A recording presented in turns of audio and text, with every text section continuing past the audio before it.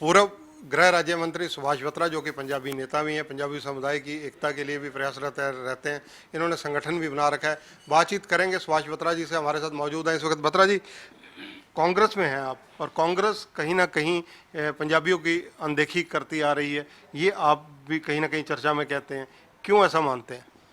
देखिए, मैं समझता हूँ कि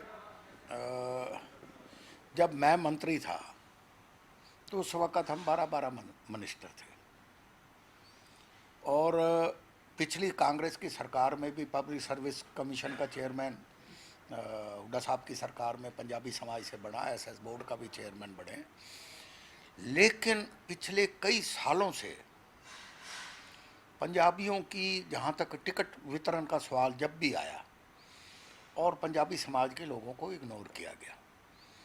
अब आप ये देखिए, मैंने पहले भी कहा, ख़ास तौर पर पंजाब केसरी के आपके चैनल में ये बात मैंने दोहराई कई बार कि हमारी 15 से 16 कॉन्स्टिट्यूंसी तो बड़े बड़े लीडर अपने हित के लिए खा गए। मान लो फॉर एग्ज़ाम्पल, फतेहाबाद हमारी सीट थी, चौधरी भजनलाल जी ने दूड़ाराम को खड़ा कर दिया, सीट हमारी चली गई। हांसी हमारी सीट थी, कुलदीप बिश्नोई ने अपनी वाइफ रेणुका बिश्नोई को खड़ा कर दिया, हमारी सीट गई। कैथल हमारी सीट थी, वहाँ रणदीप सुरजेवाला जी आ गए, हमारी सीट थी, खाई गई। हिसार हमारी सीट थी, वहाँ सवित्री जिंदल वहाँ से आ गई, बीच में आके कूद गई, वहाँ से ओम प्रकाश महाजन बना करते थे, वो सीट खाई गई। इसी तरह से धर्मवीर गाबा एमएलए बनते थे, मिनिस्टर रहे, लोकल बॉडी मिनिस्टर मेरे साथ थे, वहाँ से सुखबीर कटारिया जी आ गए, हमारी सीट खाई गई। इसी तरह से फरीदाबाद से, मेरे कहने का भाव ये है, कालका हमारी सीट थी, वहाँ से चंद्रमोहन जी आ गए। मैं ये नहीं कहता, मैं ये कहता हूँ कि हमारे समाज को जनगणना जब हुई तब भी उसी को भी इन्होंने आधार बनाया कि पंजाबी समाज के लोगों की परसेंटेज को कम किया जाए। उसमें बंटवारा कर दिया, सुनारों को अलग रख दिया, मल्होत्रे सुनारों में डाल दिए, कपूर सुनारों में डाल दिए, पंजाबी ब्राह्मण ब्राह्मणों में डाल दिए। इस तरह से उन्होंने हमारी तादाद को कम करने के लिए बड़े लेवल तक भी साजिशें हुई, और जी, साजिशें हुई।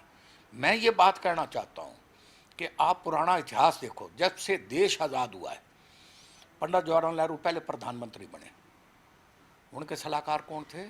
17 साल यशपाल कपूर। उसके बाद इंदिरा जी प्रधानमंत्री बनी, उनके सलाहकार कौन थे? आर के धवन। इंद्र कुमार गुजराल प्रधानमंत्री बने, फॉरेन मिनिस्टर है। सरदार मनमोहन सिंह, पीवी नरसिम्हा राव ने जब देखा कि इकोनॉमिक संकट कंट्री में आ गया है, तो उस संकट को दूर करने के लिए सरदार मनमोहन सिंह जी को अपना फाइनेंस मिनिस्टर बनाया। आप जब जब पंजाबियों को प्रोत्साहन मिला है, जब मैं 1991 में एमएलए बना, हुड्डा साहब मेंबर पार्लियामेंट बने, तो उस वक्त 12 मिनिस्टर थे हम, सारी जीटी रोड बेल्ट पंजाबियों की थी। आज कितने एमएलए हैं आप देख लीजिए। आज पंजाबियों को, जिस भी पार्टी ने पंजाबियों को इग्नोर किया है, वो पार्टी कभी, हरियाणा में तो 1966 का इतिहास तो मेरे पास है, जब से हरियाणा बना है, और पंजाबियों को इग्नोर किया गया है। और मैं चाहे कांग्रेस पार्टी में हूँ, 17 साल जिला का प्रधान रहा हूँ, प्रदेश का महामंत्री रहा हूँ, आज ऑल इंडिया किसान कांग्रेस का सीनियर वाइस प्रेसिडेंट हूँ। मैं आज ये कहने में भी बिल्कुल हिचकिचाऊंगा नहीं कि कांग्रेस पार्टी ने काफ़ी सालों से पंजाबी समाज के लोगों को इग्नोर किया है। जब तक एक सेकंड, जिस तरह से आप बत्रा जी कह रहे हैं, ये सारी चीज़ें देखते हुए पंजाबी समुदाय आखिर जो है, क्या कारण ऐसे रहे जिसके कारण कांग्रेस ने अनदेखी की? इसके कारण ये हैं कि एक तो कांग्रेस लीडरशिप में एक, पहले तो मैं ये कहने में कोई गुरेज नहीं करूँगा कि 35 साल तो डोमिनेटिंग कम्युनिटी ने इस प्रदेश में राज किया है। देख लीजिए, 10 साल देवीलाल और ओम प्रकाश चौटाला ने राज किया, 10 साल चौधरी बंसीलाल जी राज कर गए, 2.5 साल चौधरी हुक्म सिंह ने राज किया, और 10 साल चौधरी भूपेंद्र सिंह हुड्डा ने राज किया।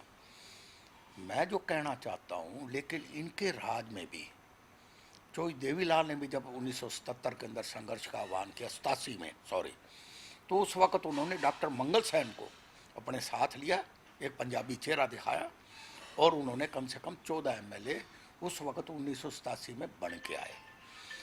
आज नरेंद्र मोदी देश का प्रधानमंत्री, उन्होंने श्री मनोहर लाल जी खट्टर को चीफ मिनिस्टर बना के एक पंजाबी कार्ड को खेला है, जहां भारतीय जनता पार्टी के 1 या 2 MLA से ज़्यादा कभी नहीं आए थे, लेकिन मनोहर लाल खट्टर का चेहरा दिखाकर उन्होंने पूरे प्रदेश के अंदर भारतीय जनता पार्टी की सरकार बना दी।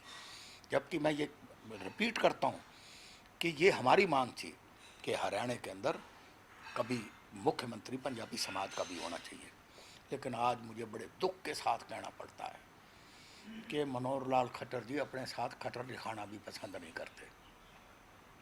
आज हरियाणा के मुख्यमंत्री के पास अगर कोई पंजाबी डेपुटेशन जाए और उनको अपने समाज की कोई बात दिक्कत या कोई बात रखे, तो कहते no no no no no, मेरे से पंजाबी नाम लगाने की ज़रूरत नहीं है। ये तो समय आएगा, आने वाला है, बहुत जल्द आएगा। अगर कांग्रेस पार्टी की लीडरशिप को सद्बुद्धि आ जाए, ये ठीक तरह से पंजाबियों का प्रोजेक्शन करे, तो ये वोट बैंक फिर वापस जाएगा, कांग्रेस में जाएगा, और आने वाले टाइम में कांग्रेस की सरकार बनेगी। बत्रा जी, इसके लिए कहीं ना कहीं कसूरवार है जो पंजाबी संगठन है, मतलब तथाकथित पंजाबी संगठन मैं कहूँगा, क्योंकि बहुत मजबूत पंजाबी संगठन के रूप में कोई भी संगठन हरियाणा में एक्टिव लंबे समय तक नहीं देखा जाता, जबकि पंजाबी नेताओं की हरियाणा में कांग्रेस के अंदर तो तादाद बहुत रही है। बलवीर पाल शाह रहे, हरपाल सिंह रहे, आप पंजाबी नेताओं में, AC चौधरी पंजाबी नेताओं में। देखिए, ऐसा है कि मैं, हरपाल सिंह जी PCC प्रेसिडेंट थे, लक्ष्मणदास अरोड़ा जी बड़े पावरफुल पंजाबी नेता हुए हैं, बलवीर पाल शाह, AC चौधरी, धर्मवीर गाबा, सुरिंदर मदान, KL शर्मा, शाहबाद से, ये अमीरचंद मक्कड़, हम सारे लाइन की लाइन पंजाबियों की थी। मैंने राहुल जी को बताया, मैंने कहा हम 12-12 मंत्री थे, आज हम कहाँ हैं? कारण क्या है कि हमें क्यों नहीं प्रोजेक्ट किया जाता, हमारे लोगों को टिकटें क्यों नहीं दी जाती? तो मैं समझता हूँ कि अब समय आ गया है और पार्टी लीडरशिप इस बात को बखूबी समझ गई है, और आने वाले समय में, मैं कोई ज़्यादा तो नहीं कहना चाहता, लेकिन आप देखेंगे कि पंजाबी आज इस बीच भारतीय जनता पार्टी के सरकार से पूरी तरह से बेमुख हो चुका है, निराश है, हताश है। और अगर कांग्रेस पार्टी अच्छी तरह से पंजाबी समाज के लोगों को प्रोजेक्ट करेगी, तो आने वाले टाइम में कांग्रेस सरकार बनाएगी। बत्रा जी, कांग्रेस संगठन की आप बात कर रहे हैं, पंजाबियों को प्रतिनिधित्व की आप डिमांड कर रहे हैं। पिछले 5 साल अशोक तंवर संगठन नहीं बना पाए, अब कुमारी शैलजा प्रधान है, अब भी लगभग वही स्थिति है, संगठन नहीं बन पा रहा है। ये बुरी बात है, संगठन बनना चाहिए, मैं तो इसका बड़ा भारी समर्थक हूँ। अगर ज़िले कांग्रेस नहीं बनाओगे, अगर ब्लॉक कांग्रेस नहीं बनेगी, तो ये बातें हमने पार्टी लीडरशिप के सामने रखी हैं। और अब आपने देखा है, जो 23 इतने बड़े दिग्गज नेता जो सिग्नेटरीज हैं, उन्होंने भी तो यही बात रखी है ना कि संगठन बनना चाहिए। तो आने वाले समय में आप देखोगे, जल्दी 4-5 महीने के अंदर ऑल इंडिया कांग्रेस का अधिवेशन होने जा रहा है, संगठन बनने जा रहा है, और जो भी संगठन बनेगा उसको पंजाबी समाज के लोगों को महत्व दिया जाएगा, जहाँ तक मुझे जानकारी है। बत्रा जी, आप पुराने पॉलिटिशियन हैं, लगभग 4-5 दशक हो गए आपको राजनीति करते हुए। अब जिस मुहिम की आपने जिक्र की, उसमें तो गांधी परिवार से कांग्रेस का छुटकारा करने की अपील की गई है, जो पत्र का जिक्र आप कर रहे हैं। लेकिन मैं इस बात से बिल्कुल सहमत नहीं हूँ। गांधी परिवार से क्यों छुटकारा करने की अपील करें भाई, मुझे ये समझ नहीं आती। उनके परिवार का बलिदान रहा है इस देश के अंदर बहुत ज़्यादा। देश की आज़ादी के लिए पंडित जवाहरलाल नेहरू, मोतीलाल नेहरू, और उसके बाद राजीव गांधी ने अपना बलिदान दिया है। इंदिरा गांधी ने पंजाब के अंदर आतंकवाद को ख़त्म करने के लिए अपना सब कुछ त्यागा है। तो मैं तो भाई ये समझता हूँ कि आज इस देश के अंदर अगर कोई कांग्रेस वोट बैंक किसी के साथ अटैच्ड है, और वो है गांधी परिवार के साथ। तो जो लोग गांधी परिवार की खिलाफत इस इंतहा पर कर रहे हैं, तो उन लोगों के लिए आप क्या कहना चाहेंगे? मैं ये समझता हूँ कि देखो, हमारे हुड्डा साहब ने तो सोनिया जी के हक में रेजोल्यूशन मूव किया विधानसभा सेशन CLP की मीटिंग के अंदर, और वो भी तो 23 में है। लेकिन उन्होंने बाकायदा रेजोल्यूशन मूव करके ये कहा कि सोनिया गांधी जी प्रधान रहनी चाहिए और जो इंटरिम प्रेसिडेंट बनी है उनको मुबारकबाद दी है। तो मैं समझता हूँ कि जो ये और लीडर हैं, मैं उनके ऊपर कोई टिप्पणी नहीं करना चाहता। बत्रा जी हरियाणा प्रदेश की अगर बात की जाए, कांग्रेस गुटबाजी में लगभग पिछले देखा जाए तो पौने 6 साल में जिस तरह से ग्रस्त है, छोटे छोटे ग्रुप, बड़े बड़े ग्रुप, मतलब इंतहा पे ग्रुपबाजी है, इसको लेकर, क्योंकि आप तो पुराने पॉलिटिशियन हैं, आप क्या कहना चाहेंगे, किस प्रकार से आपकी राय है? मैं समझता हूँ कि कांग्रेस के अंदर अगर गुटबंदी ना होती, कांग्रेस के अंदर इनफाइटिंग ना होती, जो कांग्रेस की 31 सीटें आई हैं, कांग्रेस पूर्ण रूप से बहुमत में होती। ये गुटबंदी का ही नतीजा है। कांग्रेस एक नहीं थी, अब वक्त आ गया है, कांग्रेस को एक होना पड़ेगा। और आज बीजेपी से विद इन बीजेपी भी बड़ी भारी बगावत है। सांठ गांठ करके तो राज चल रहा है इनका, कहाँ है? आप देख लेना बड़ौदा इलेक्शन के अंदर भारी बहुमत से बड़ौदा का बाई इलेक्शन कांग्रेस पार्टी जीतेगी, जबकि by election majority by elections के अंदर सरकार जीतती है, जिसकी सरकार होती है वही जीतता है। लेकिन मैं ये कहना चाहता हूँ कि गुटबंदी की ही वजह थी जो हमें 31 सीटों में समेटना पड़ा। अगर ये कांग्रेस के अंदर इनफाइटिंग ना होती और समय रहते ये समझ जाते तो सरकार बन गई थी हमारी।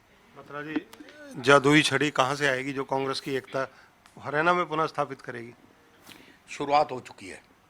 ये जो आप रोज़ाना अखबारें पढ़ रहे हो ना, ये शुरुआत है। ये जो 23 सिग्नेटरीज हैं जो इन्होंने मूव किया है, ये मूव मैं समझता हूँ कि इनको प्रेस में नहीं जाना चाहिए था, मीडिया में ये चिट्ठी को लीक नहीं करना चाहिए था। लेकिन मैं ये भी समझता हूँ कि संगठन मजबूत होना चाहिए। जब तक संगठन नहीं होगा, जब तक जिला प्रधान इलेक्टेड नहीं होंगे, ब्लॉक प्रधान इलेक्टेड नहीं होंगे, तो संगठन मजबूत कैसे होगा? मैं तो 17 साल जिले का प्रधान रहा हूँ।